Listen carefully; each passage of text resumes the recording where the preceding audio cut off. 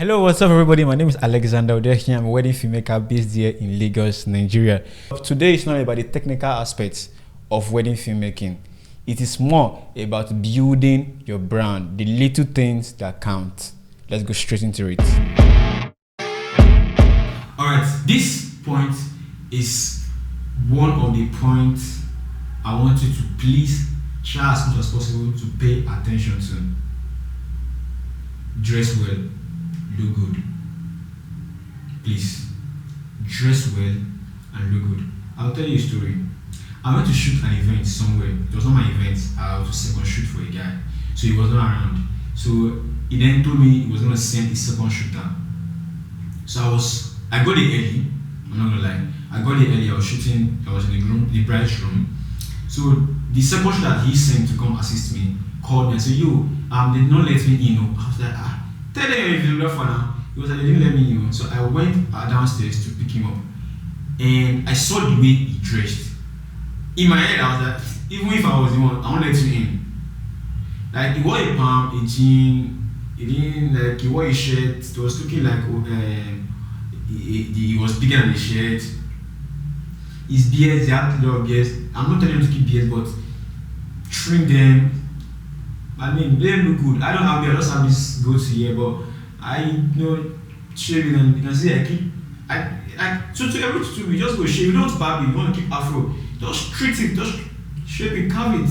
Once in a while, don't just go to the event and go, oh yeah, I'm here to work. Then just dress anyhow. You're smelling like one thing picked from the gutter. No. You understand? The way you look is what I try to put in the first place to your brand. Do you understand? So don't just dress for an event, even though you're not being paid that much. Look good. I mean, people will see you from far, even though you don't have much, they'll think you have much. When I started, let me tell you one secret. One of my friends taught me, he said, Alex, see, native is the easiest way to look good. I'm like, you buy jean, 25k, you buy shirts, expensive. See that native attire, just take 15k, buy material, find better tailor, sew it, starch it, iron it, bro. Buy perfume, nice perfume, spray, smell nice, nice haircut. You know, if you go to the most expensive salons to cut your hair, go to some nice barber, 1k, 500, 1.5 at most. They will give you nice haircut. Wear your native attire, starched native attire. Trust my brother. You will enter, you are smelling grease. People are pursuing grease in your body. You understand what I'm saying? So, although that was like a lighter mood though, but you get what I'm saying? Look good, smell nice. Don't just go there and smell like a burnt offering. No. Smell nice. Let people see brand. Let's see you and say, oh, this is a good brand, because there are several people from every walks of life. You don't know who is who, and they see you looking like one egot and you are dressing anyhow. It doesn't speak well of your brand. All of these things, if you do them properly, it will help your brand. It might not be a drastic help to your brand, but I can assure you, you see the impact, the way people will treat you. The popular saying, dress the way you want to be addressed, is a big one. Try and learn to dress. I've been improving on myself on that aspect. So you don't have to buy the most expensive clothes. If you want, don't tell anybody. If you want me to give you some places in Lagos and where you can buy nice jeans, nice that's a very pocket friendly this thing. Nice jeans, bro. Just DM me. I will, understand. Just drop it in the comment below. I will make a video there. Crazy nice jeans, not jeans that you wear, they are original. I mean, you are seeing this, you are taking this original, it's packaging. Just what I'm saying, package yourself very well, and look good. It's not original Rolex, it's just packaging. Somebody actually does redo, but it's actually part of the packaging. Do you understand? So, look good, smell nice, and be different. Types your brand. Check your equipment. I know this can sound funny, but I can assure you, you can forget the smallest thing. Those things you just feel they are meant to be in your bag.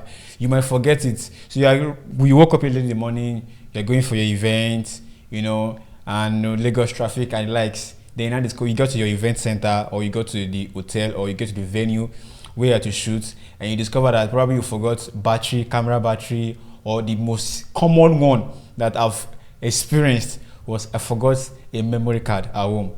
Do you know the funny part? When I was packing, I actually picked that memory card up and I was to check the project inside. although I think that project I've done it, but I wasn't sure, so I just thought about backing up that project immediately. So I was done backing up. I forgot the memory card at the laptop where the port where I plugged the memory card in. I forgot my memory card inside it. I just carried my bag and I got to the event. Thank God there was an extra memory card inside my bag. That was the only thing that saved me. If not, I'll be frustrated, trust me. So always check your equipment. As a matter of fact, what I do now is basically I pack my equipment a day before.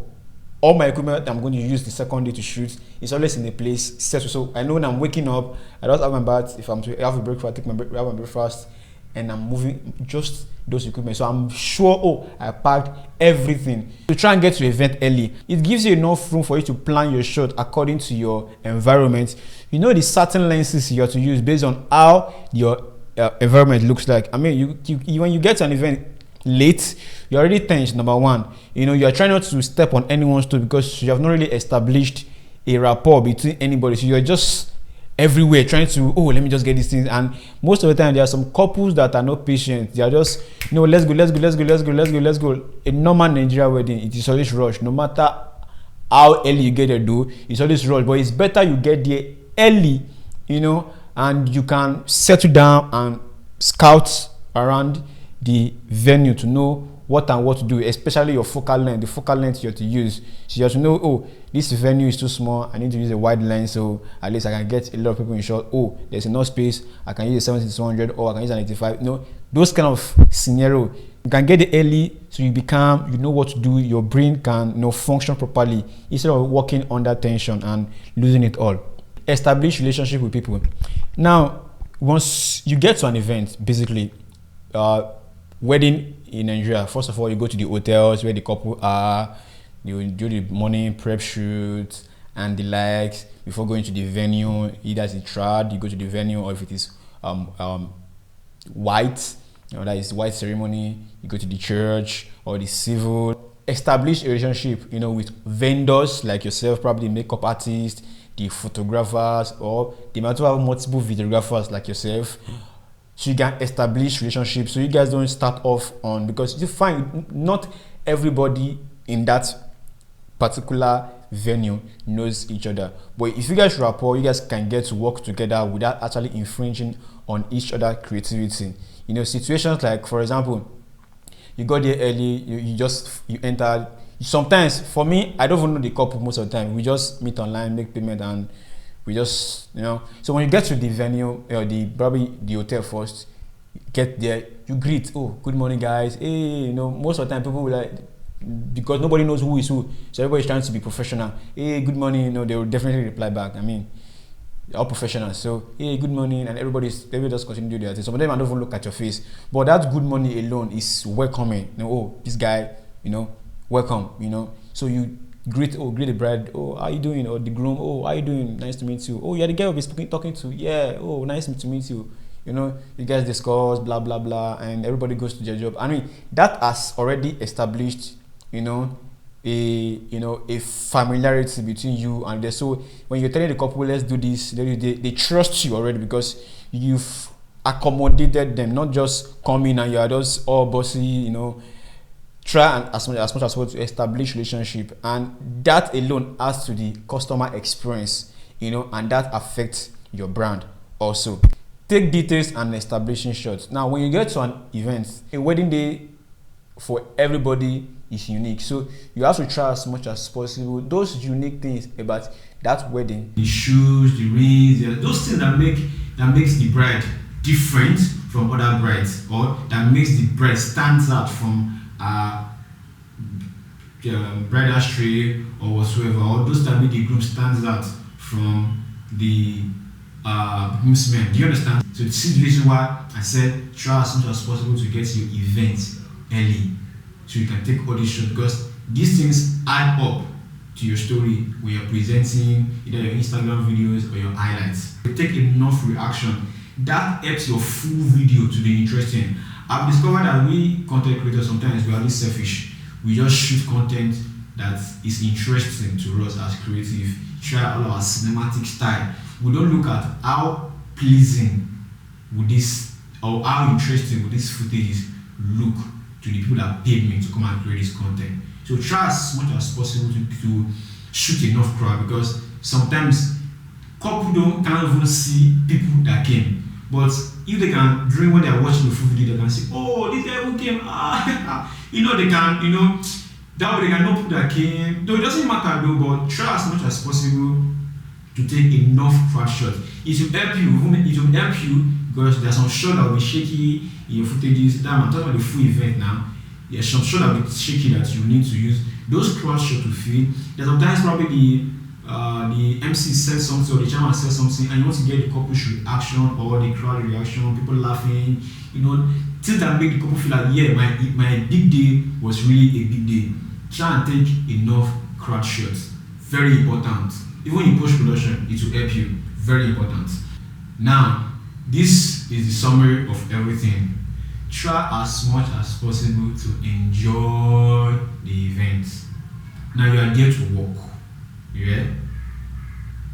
You are there to work. But enjoy the event. Don't just be the kind of guy that just comes to the event, do your job and get out. Create relationship with photographers. Create relationship with the bride. Create relationship with the groom. You guys, a friend of mine did a job for a client, and the client has brought other clients for him. Do you understand? I shot the couple recently, and the groom was like, oh, did my friend call you? I was like, which of your friend? He said, oh, the one my guy, that one that you interviewed. He said he's getting married next year, and he said he wants you to shoot his wedding. So try as much as possible to enjoy the event.